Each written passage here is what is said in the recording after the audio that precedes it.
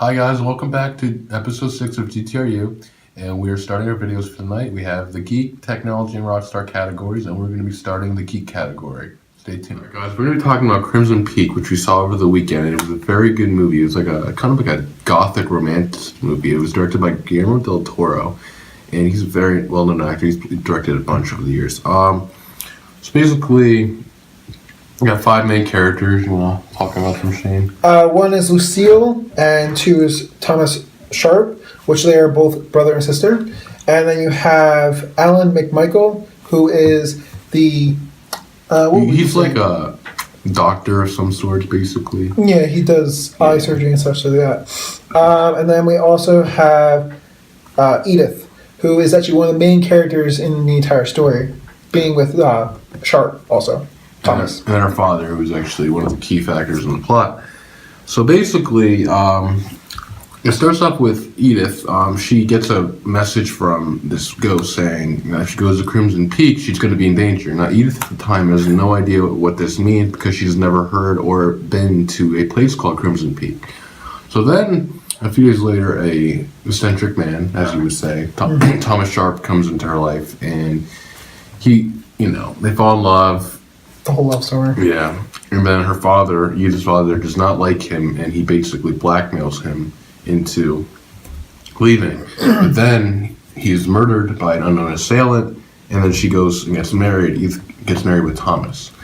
And you basically know that Thomas killed him, but you don't know who did it or like anything like that. So basically, she goes to his mansion, and she gets even more signals from more ghosts telling her about the dangers at Crimson Peak.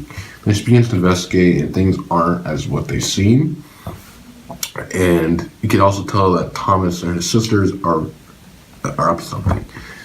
And then you had Alan. He was a doctor. He's a good friend of Edith's, and he basically he starts to investigate the whole thing behind her father, like who killed him. And he comes to the conclusion that Thomas and Lucille are not who they say they are, and that they're actually bad people. I don't want to spoil too much, but it was very different than, it was like I said, a gothic romance movie. It was very intense. I liked the scenes in it, especially like the blood. There was a lot of blood in it. My god! But it wasn't. But it was one of those movies where like it just fit in with the story. The sex. Yeah, there's a lot of sex scenes in it. It was cool. I also did not know Jessica Chastain played Lucille. She was the main villain. So basically, at the end, there's like a huge fight between Edith and Lady Lucille, and there's a huge thing with Thomas and Alan, and all it's resolved. I don't want to spoil it so you guys can see it, but definitely check it out. I gave the movie about like a 9.5 out of a 10. The only thing I didn't like about it was at the very end, Lucille kind of like portrays herself as a ghost, because like, remember at the end when she was outside and then she was just like vanishing and then popping up. Yes. It seemed like she had powers, but at the same time throughout the whole movie you don't see anything. Yeah, they should have done a lot more better with the camera angling, so it would have been a lot better to actually tell what she was doing. Yeah, like it made it seem like she was a ghost, but at the same time the whole movie portrayed her as an actual real person. Mm-hmm. So that's why I was confused about that. But other than that, I loved it. It was a lot different than what I thought it was going to be. I went in there thinking it was going to be scary, but then it turned out to be a huge, intense thriller, dark romance. The trailer was definitely deceiving. Yes. Did have all the parts in the movie, but it was a little bit deceiving. Yep, I know. We'll talk about that when it comes, but there is another show that does that as well.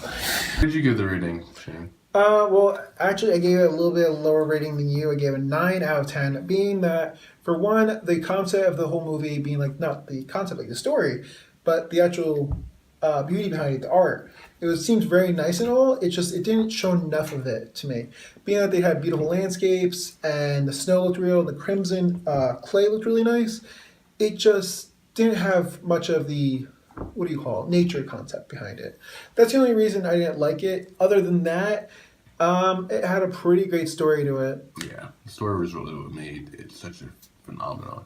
Now, some of the actors, I don't know if Jessica Chastain, she was in The other movie we reviewed. Tom Hiddleston, who's Loki in the Avengers. Yeah, Charles Adams, Jack's Sons of Anarchy. It's an all-star cast, so it's not like what I say, like amateur actors. Yes. It's actually a good cast. So, all right. Moving on to the next topic. Throughout the show, I've been asking you so many questions. I know it's probably ready to just hit me, but I have a question for you. Being that you saw the most recent American Horror Story episode, what would you say about going to your next visit to a hotel that seems very creepy and a little bit eerie? Would you think it's somewhere around American Horror Story level or a little bit different? I don't know, honestly, if I saw a hotel like that, because honestly, the overall, like, outside of the hotel looks very nice, but as soon as you get in, so it's kind of one of those things where, like, you don't find out how sinister it is until you actually go in there. Exactly. Because then you're like, oh, this is a nice hotel. I'm like, what the fuck is going on? That's how this hotel portrays itself.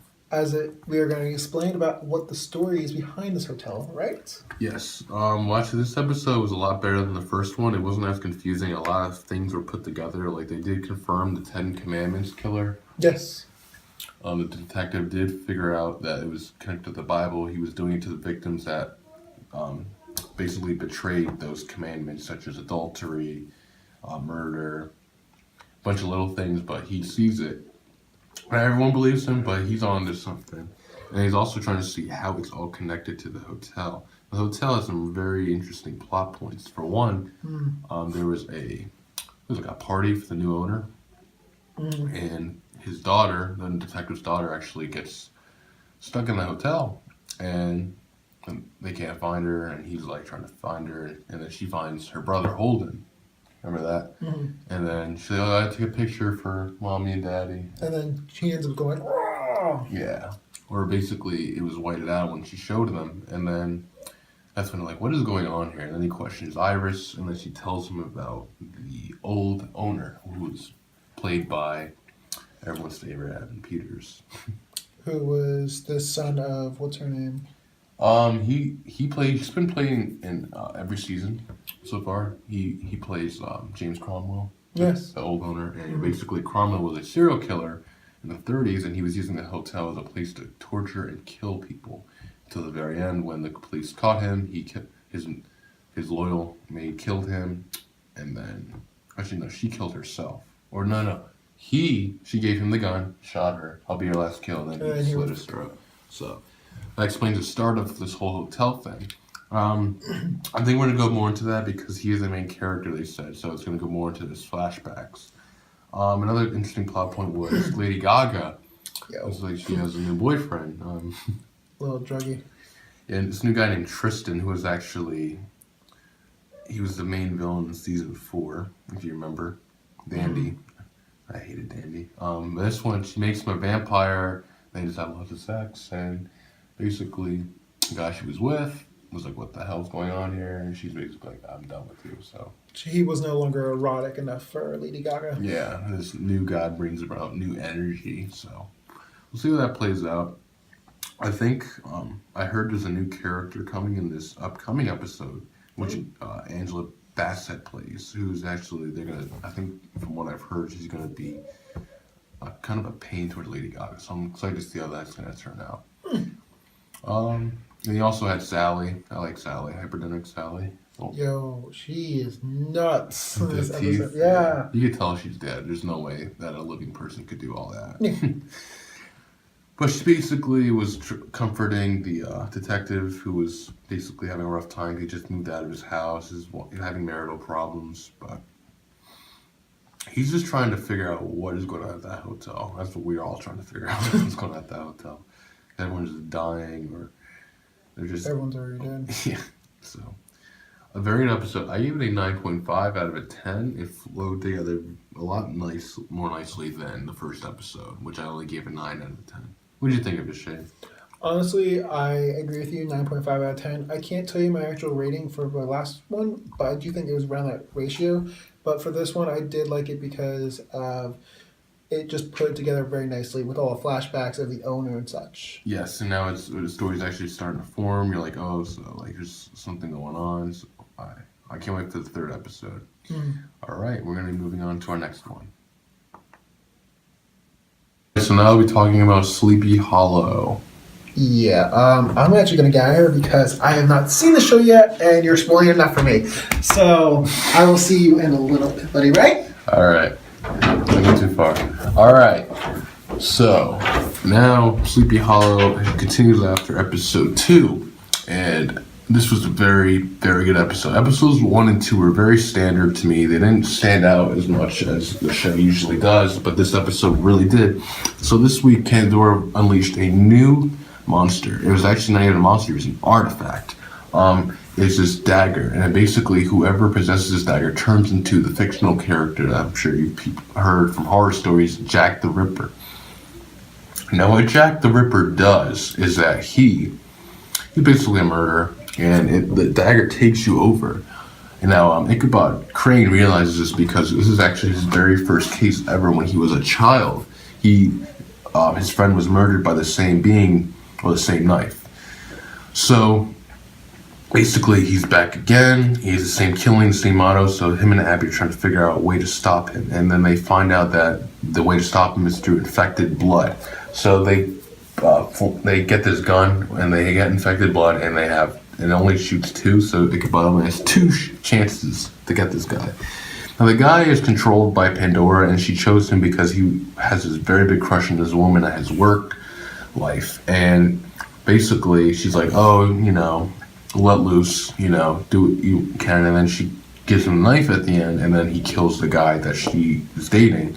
And then he's like, I don't want nothing to do with this, but the knife is already taking control. So then he goes after her eventually, and then Ichabod and Abby go after him, and Ichabod is unable to shoot him with the vial, and it actually gets very dark. This is one of the main reasons why I gave this episode a 9 out of 10. It's a very good action sequence, a fight scene between Ichabod and Jack the Ripper, where Jack actually stabs Ichabod fatally, but Ichabod, being smart, injects himself before he gets stabbed with the infected blood. So when the knife sucked out the blood, he became infected, and it unleashed the curse that was on him.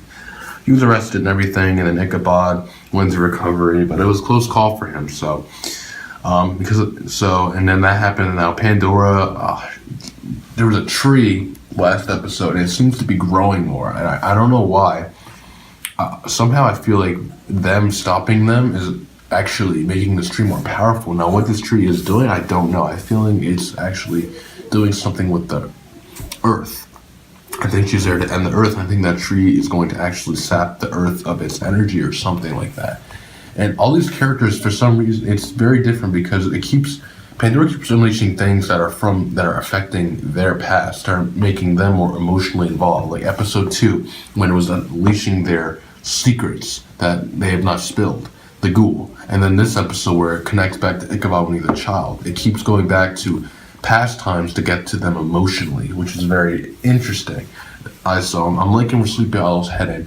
So, and also for a subplot, Jenny, she did get the stone back from the guy, but the guy was actually gypped by a woman who was also interested in it, but she did get it back from her as well, but the girl promised to come back for it. I don't know what the relevance of this stone is, but it seems to be important, and hopefully it fits together with the plot eventually.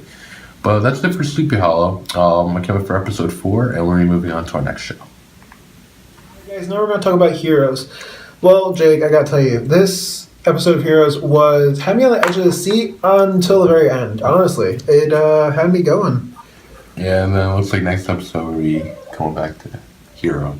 Yeah, I love Hero. But just a little story about it. We'll talk about this episode. So basically, we'll start with Tommy. That was one of the parts I didn't like. I kind of, like, you find out that's not his real mother. Whoop-de-doo. I kind of had a feeling that it was kind of a lie. Yeah.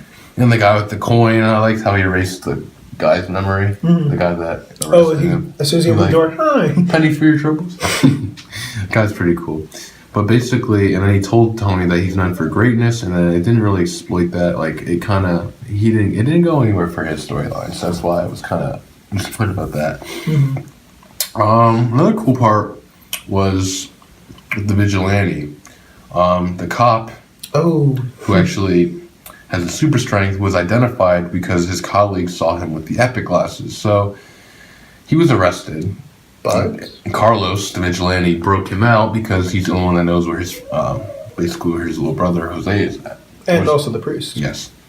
So he broke him out, and that's it. And then the show, what happened to them. So the show happens next episode. Another cool part, the whole Renatus thing. That was pretty cool.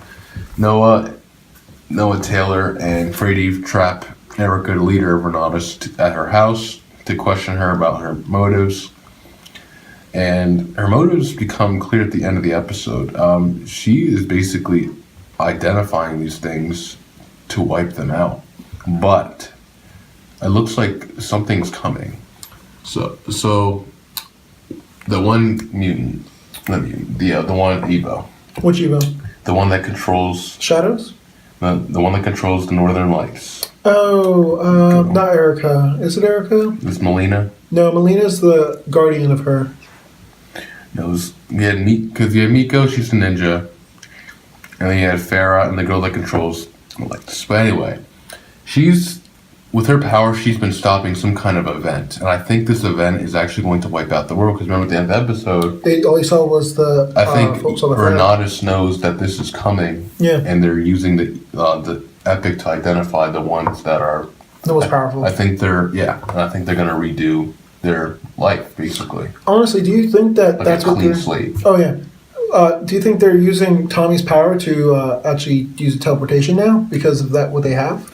As I mean, like that's Tommy's connected somehow, and this because the show is almost halfway done. Really, it went pretty fast. For a miniseries, it is. It's 13, so we know there's 8 episodes, but it's getting there. But basically, you find out more about Renatus. Not the whole thing, but it looks like it's coming to that point where they're actually trying to have like a clean slate of the Evo population. Nico actually got her sword back. She actually ended up saving Noah, and then when Harris came, and that was pretty cool too. Yeah. And Harris too. And then also he sent a copy of himself to go find the Evo that had. Oh yeah. And then they had Phoebe with her. Yes. So. With him, sorry. So basically, that whole thing, like Farrah got shot, but then she got away because the Evo with the power with the Northern Lights, she basically got away on that lumber truck. Yeah. Do you think Farrah will actually come back? You think? I don't know. They probably just arrested her, kidnapped her. So they're probably gonna like put her in with all the other Evos they have all sucked and wired. And use her invisibility. Right. So, I mean, Renatus is a very bad force. Another part of the show I wasn't kind of confused on was Luke. I didn't really understand why they showed him. It kind of was like, what the hell are you doing? He goes to his house. He reminisces about his son, Joanne, and then he burns his house down. But I do have to say, last episode when you talked about how he left, like how she just walked away, they did explain that in this episode about how he drove home in the same truck. So, yeah, you did get that answered. Yeah, that is true. I did get that answer, but like the whole thing where like why he burned down the house and everything, it was misunderstood. Well, it wasn't that. To me, it just felt like it didn't go anywhere. That's why. Same thing with Tommy. Same thing with Luke. It just some of the parts of the episode I felt like were just put in just to waste time. But a little better. Maybe, but I've always said, but maybe this is gonna lead up to a key part that's gonna just make the whole story go. Big Bang Theory. Oh my gosh. But I gave it a 8.5. What did you give it, Shane? 9. You really liked it. I'm sorry. I liked it. I really did. I just liked everyone with their abilities. I feel like next episode, I'll give it a 9. Maybe depending on how well it's done, but very stingy with his 9. No, he's good. I do like Heroes Reborn. I'm just very scared that they're gonna end up bad, and I'm gonna be very angry. Like, oh, we all are. Yeah. Well, that's it for Heroes Reborn. We'll let you know how episode 6 is, and moving on to our next show. Right, now into our zombies, Nation. I'm gonna be talking about that actually now. So. Yeah. This is another one I'm not gonna be here for because I still need to catch up. But he wants to talk about it. Yeah. So we'll talk about it. And let you know about the latest on Z Nation. Alright, so Z Nation. We're on season 2, episode 6, and it picks up right after Murphy gets his baby, which was pretty funny. So basically, all the Z's are attracted to this baby, and it's causing a problem. The very first scene was actually very action-packed. I really liked it. The whole thing with them on the bus, they had top hats on. It was pretty cool. But then, towards the episode, Doc and they were like, well, the baby seems to be a problem. Murphy's starting to sense that they don't like this baby and they're going to do something bad. So he actually has Cassandra watch them while he takes a walk with his baby Lucy. So in the middle of all that, Vasquez goes to meet with these, basically, that ghost team that Scorpion runs, the drug cartel, the Z Nation. So basically, she's following him to see what he's up to. She actually saves him because they're actually trying to kill Vasquez, but they both end up getting shot and they're bleeding out. So it was very intense with them because they had to fight Z's while bleeding out with only like a few things of ammo left and just their wits about them. But you find out about Vasquez's backstory. He's actually trying to find the man that basically murdered his wife and daughter before the whole thing went down because he worked for the DEA. So that's what he's trying to do, I guess. So hopefully we'll find out more about his plan when the time comes. I actually thought he was going to die because when she was sewing him up, he kind of passed out from his wounds. Now, another part of the episode was very intense was the whole thing with Cassandra. They needed to find Murphy, and Cassandra was stopping them. So Doc, Addie, and 10K devised a plan to split up, basically distract Cassandra, and then they'll go find Murphy. But eventually, because Cassandra was out of control, there was a death. 10K actually was forced to put her down, so he did kill her, so we did have another death. And this is the second episode in a row we have had a death. So now they're down to only 6 members of this group trying to bring Murphy, well 5, including Murphy, trying to go to California. That's just keep happening. Murphy, in the meantime, actually devised a way to save his baby. He finds his family, well, basically this couple, and he's like, can you take my daughter because my group is going to do something bad, and they don't want to because she's a zombie baby. So what Murphy does to make her be more comfortable with them is he bites them because he has that different blood, and it's kind of like a different species. It's really cool how this is all evolving basically in the show. So basically the baby's with them, he goes back to the group, and they're gonna, I assume, continue to head forward to California. There's 15 episodes this season, a little bit longer than the first season, so I hope we'll see what happens. I'm sure they're going to run into more stuff. No crazy zombies this week, just regular ones. There was one that was actually blind. He didn't have his eyes, and they were trying to sneak past him, and he ended up hearing them, but they killed him anyway. But overall, great episode. Definitely pick up from last episode. The last episode I gave an 8.5. I did not mention that in the last one, so I'm very sorry about that. And then this one I gave about a 9.5. It really picked up, very action-packed, a lot of good character moments, and I cannot wait to see what happens on the next episode. But now moving on to our phenomenon of a show, The Walking Dead. Alright, so now we're moving on to The Walking Dead. First of all, Jake, holy crap, how crazy was this episode? This season is, the way it's going, I feel like it's going to top last season. You really think so? Alright, I remember last season being this crazy. What do you think about our main girl, Carol, in this episode? She was like Rambo. She was like... So, basically what happened in this episode was... first episode was them dealing with that giant herd, and basically that horn, and we do find out how that all started. So while they're dealing with that herd, people like Andrea are just, doing their own thing. And all of a sudden, Carol, she's making some kind of dinner. And all of a sudden, she sees this woman just get sliced. Right? Remember that? She's watching the woman across the line. Oh, right in the stomach, yeah. Oh, my gosh. And then Carol was like, oh, my God. And that's when I'm like, oh, my God, who are they? And then you find out it's the wolves who they were introduced last season. So basically... a huge amount of them came in and they just started slaughtering everyone. And they would remember the one guy hit the hammer, he's like... Oh, he didn't even care, he was just shanking, stabbing. But honestly, what the character really stood out was Carol. Like I said, she is very smart. She realized that these people don't even use guns. So her first thought was the armory. As soon as you get guns, you're set because knife compared to a gun, you're done. Mm-hmm. That's like bringing a knife to a fist fight. But there was a problem towards the end of the episode, which we'll get into though, as to why. Yeah, so Carol is also smart because she actually basically disguises herself as a wolf. She puts the W on her forehead and she just walks around and just shoots them. I think she killed about 10 of them in this episode. She went nuts. She was one of the most ruthless characters, really, besides Rick. Well, she's lost a lot, too. Yeah. Another thing, too, is you do notice what Morgan's talking about. When she does kill, she doesn't seem to like it, but she just does it because she knows she has to. Mm-hmm.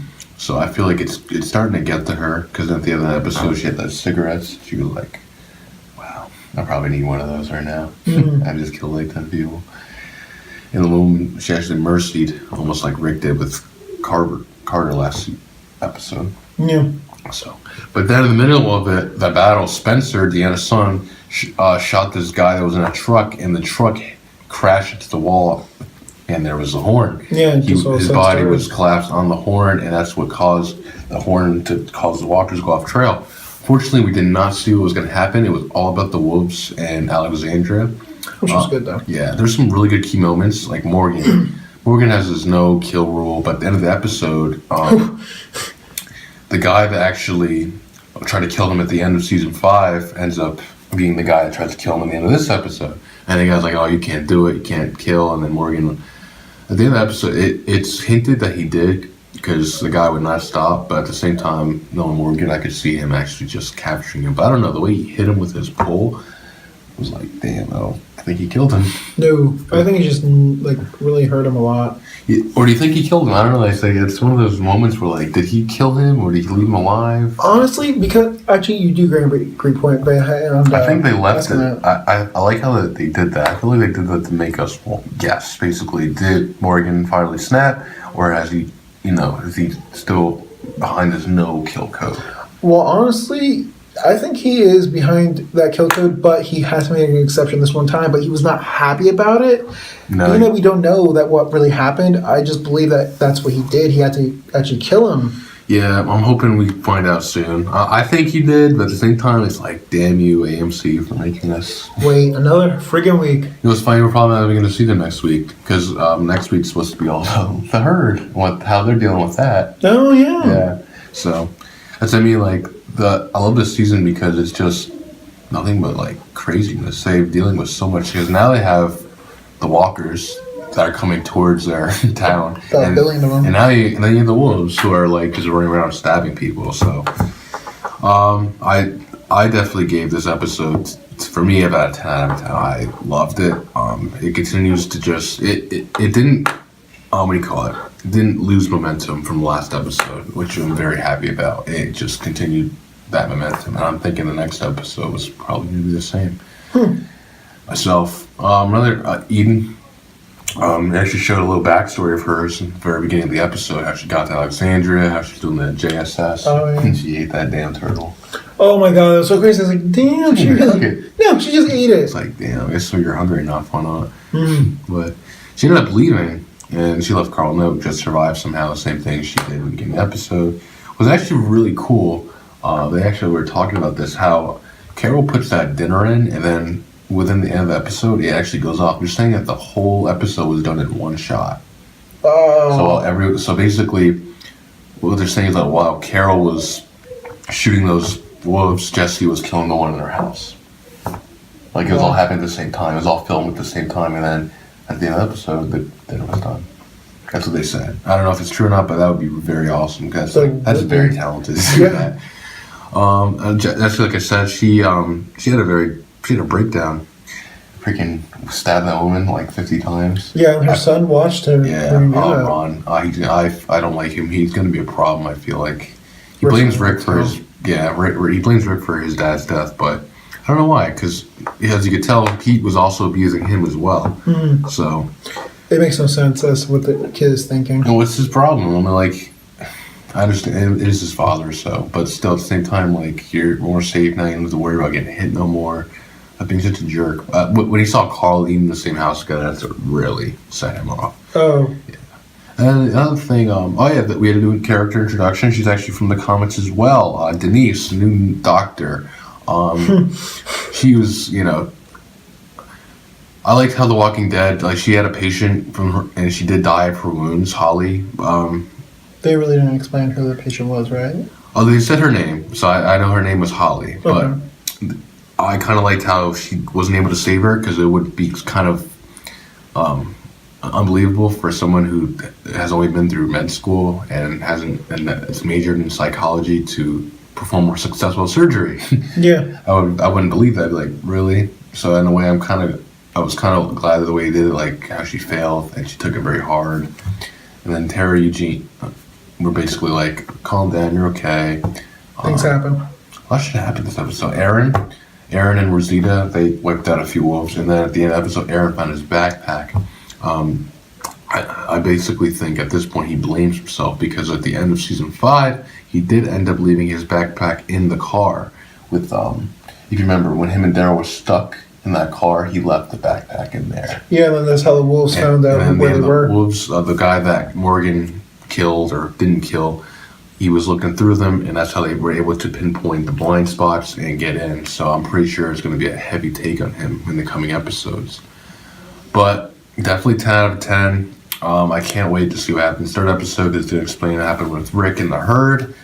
What did you give it, Shane, rating-wise? 9.9 out of 10. I know that sounds crazy. I know it's not full 10. I know. All right. I'm kind of interested. Let's see what irked you this episode. What irked me?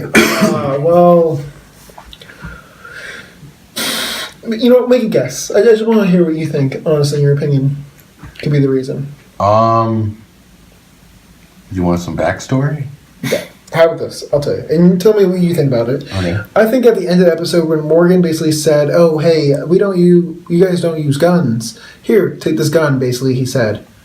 That was, Morgan, what are you doing? Don't do that. That pissed me off. I actually forgot about that scene. Yeah, he actually let go of all these wolves at the end. And then the guy that took the gun was the other guy that jumped him at the end of season 5. Yep. And he basically just let them go. He's like,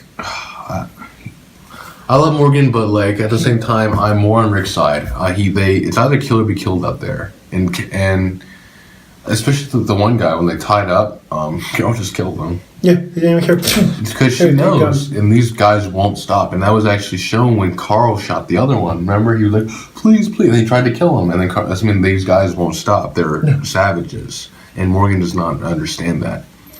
And that's what really irks me about him is he just doesn't have that motive now. But if he did kill that guy at the end, he might have redeemed himself. I don't know. We'll see. Hopefully. But we won't find that out for probably, who knows. The Walking Dead, they love to just leave things open. And yeah, we won't see this till episode 7. So, I give it 10 out of 10. Shane 9.9. We'll let you know what happens to episode 3. It's moving along quite smoothly. Also, the Flight 462, they did show a scene of that as well. And nothing too much. Basically, the kid was trying to text his mom what's going on. The message didn't go through because they're already airborne. And the guy who actually asked about the planes being held, he's actually sick. He's coughing. Which makes me think that he is infected. So it's going to be interesting to see how this plans out on an airplane. It's going to be interesting. We'll let you know how that goes. And then whoever survives will be in Fear the Walking Dead Season 2. All right. Move on to the next one. Yes. Alright guys, my friend Shane here doesn't want to get many other shows spoiled, so I'm going to be doing the rest of the reviews because I was able to watch them. I watched a lot of shows. But I'm going to start off now with Gotham. Gotham is, it's a whole nother show now. It's on its 5th episode, season 2, and basically picks up at the episode 4. Gordon and his strike force are starting to hit the Penguin, which the captain said that they're going to start doing. And he took a big loss to his money, and on top of that, with the Penguin's mother being kidnapped, it's starting to take a toll on him. He's getting very paranoid about who to trust in his organization, and he's actually trying to find a way to get back at Theo and plot against him to getting his mother back. I love Robin Lord Taylor. He is such a great Penguin. He is the best out of all of them I have seen. So basically, his plan is to have Butch find work for Theo, but to make Theo believe that he is totally loyal to Theo, he actually cuts off Butch's hand to make it look like that he was angry at him.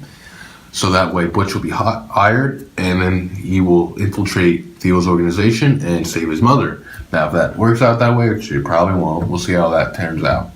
But that was interesting. It ended with their arc with him cutting off his hand, which was where you're like, oh no.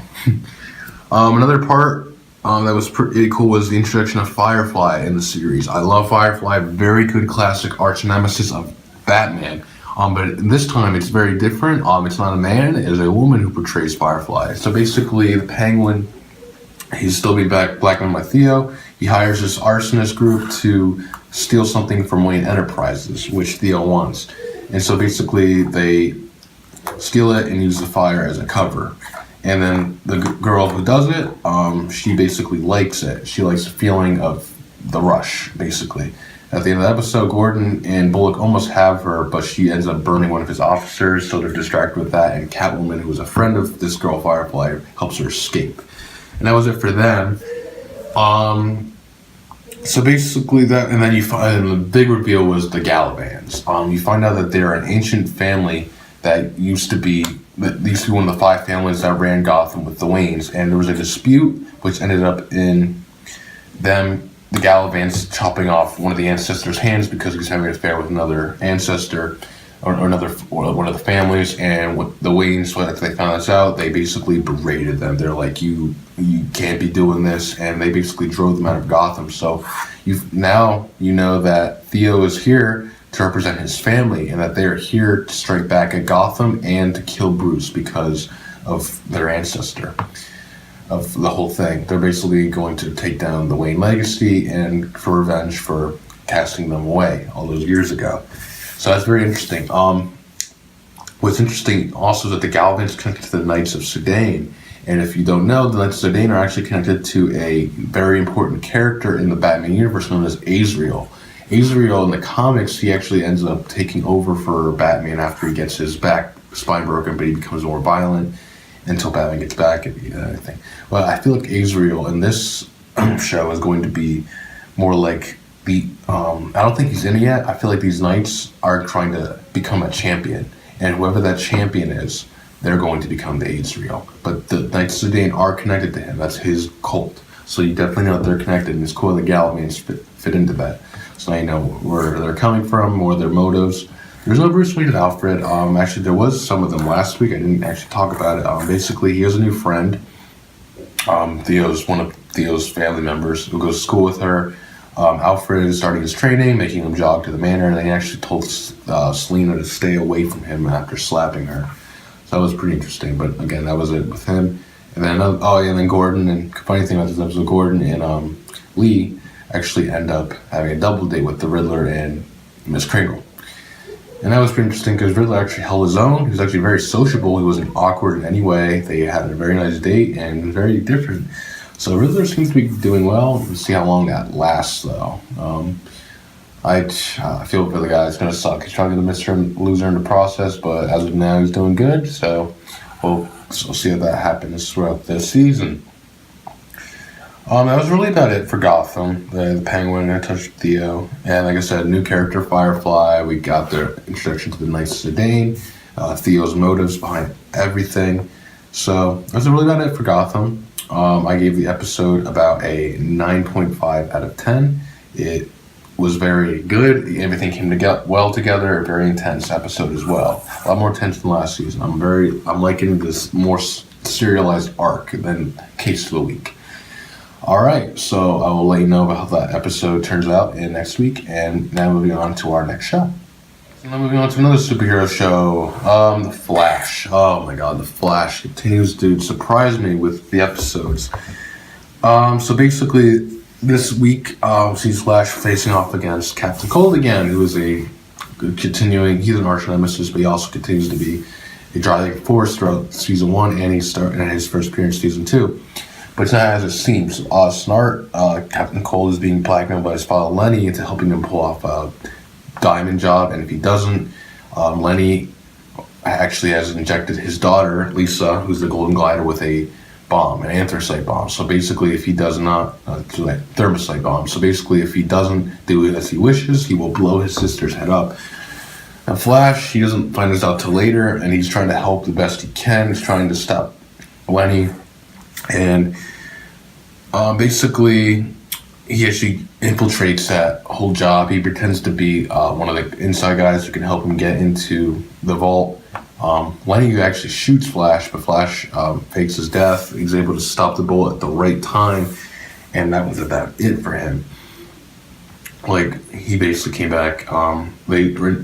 Cisco was able to get rid of the bomb from Lisa's head, and Flash warned and told Lenny, that his sister's safe. And so then he actually turned the gun on his father and killed him and was like, I hate you more than the Flash, and I can't stand you. And then the Flash took his gun, arrested him, and the Flash, like, you have a bit of good in you, you just don't know it, and ended up with him being in jail, and he'll probably resurface. He is supposed to be in the new show that we'll be talking about next year. It's DC Legends of Tomorrow. It's going to have the Atom in it, who is actually confirmed dead, and Arrow. And there's, I don't know, a few other characters as well. I can't wait for that show. We'll talk about more as that goes on. Another interesting thing, Iris's mom has returned, and it turned out that Joe lied to Iris to telling her that her mother dead, but he comes out to tell his daughter that her mother's a drug addict, and he lied about her being dead, protect her, and Iris actually ends up forgiving him. But I really like the drama, the very good actors. It was very believable. You really felt for that father-daughter connection. I very much well enjoyed that about this episode. So then after that, excuse me. Anyway, allergies.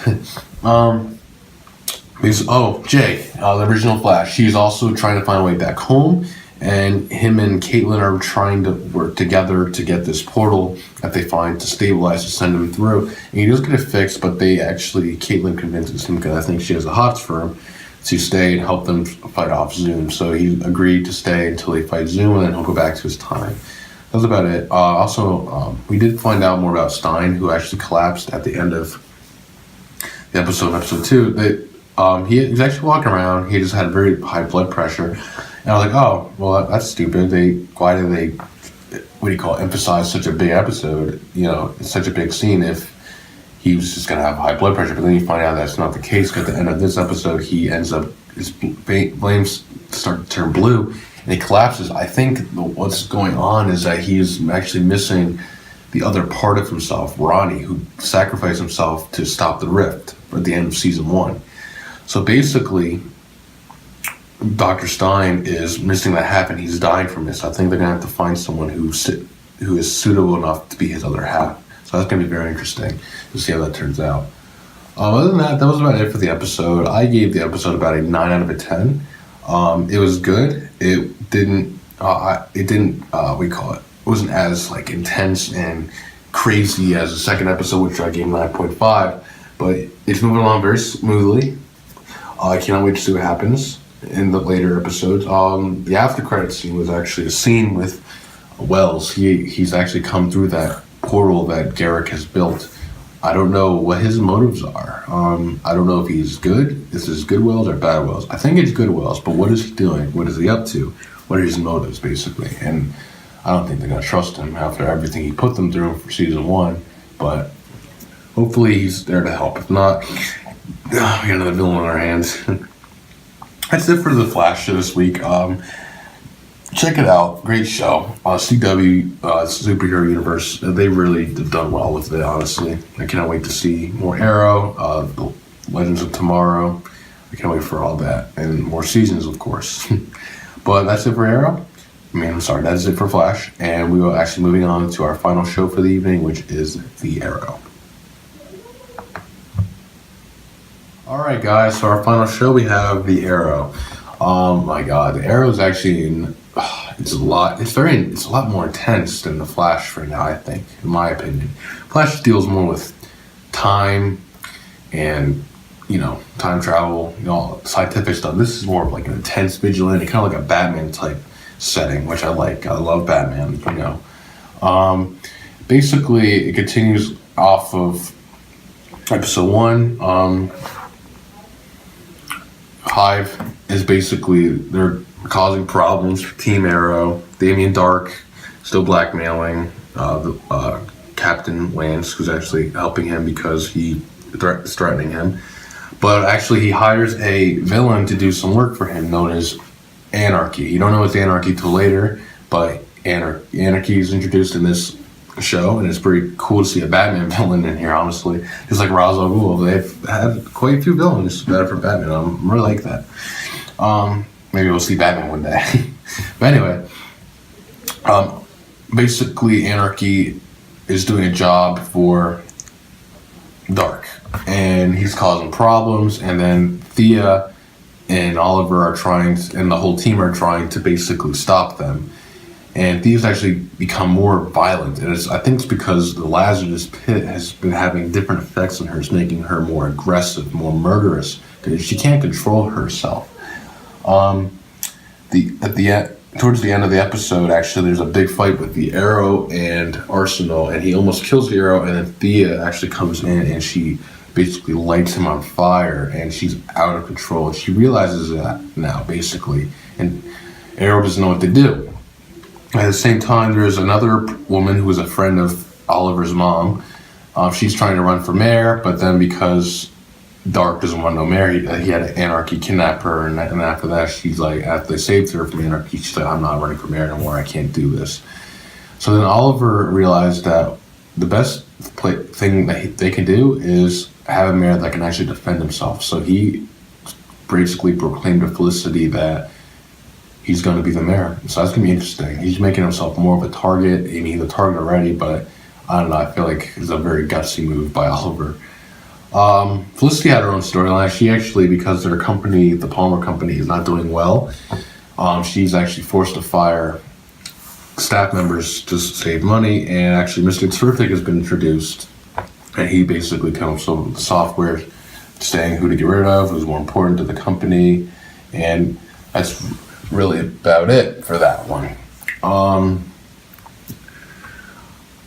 Laurel actually ends up basically telling Thea that she wants to go to Nora Pratt to do something, and at the end of the episode she actually breaks into Sarah's grave, and I think she's planning to resurrect her in the Lazarus Pit.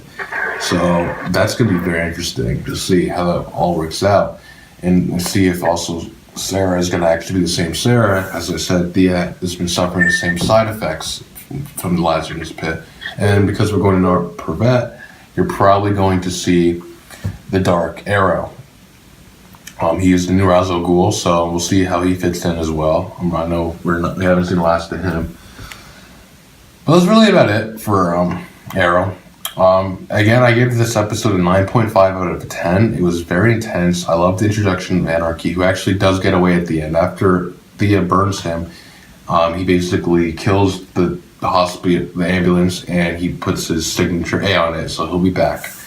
I'm very interested to see how they're gonna continue this Hive threat and see everything else as well. That's about it for the shows this week. We're actually going to be moving on to our tech category now. So comment, like, and subscribe, and all this video basically about our shows. Let us know if you want us to talk about any other shows. We're doing the main ones basically for the fall, and that's about it. But if you want to specify your own show when you watch these, let us know. We would like to definitely cooperate with our audience. Thanks again. I'm Jake. Shane. He'll be back for the technology video. Thank you again for watching. Comment, like, subscribe, and here we go. We're moving on to our tech category. You guys have now seen entertainment, where we talked about movies and the TV shows. We're now talking about technology. Here we go.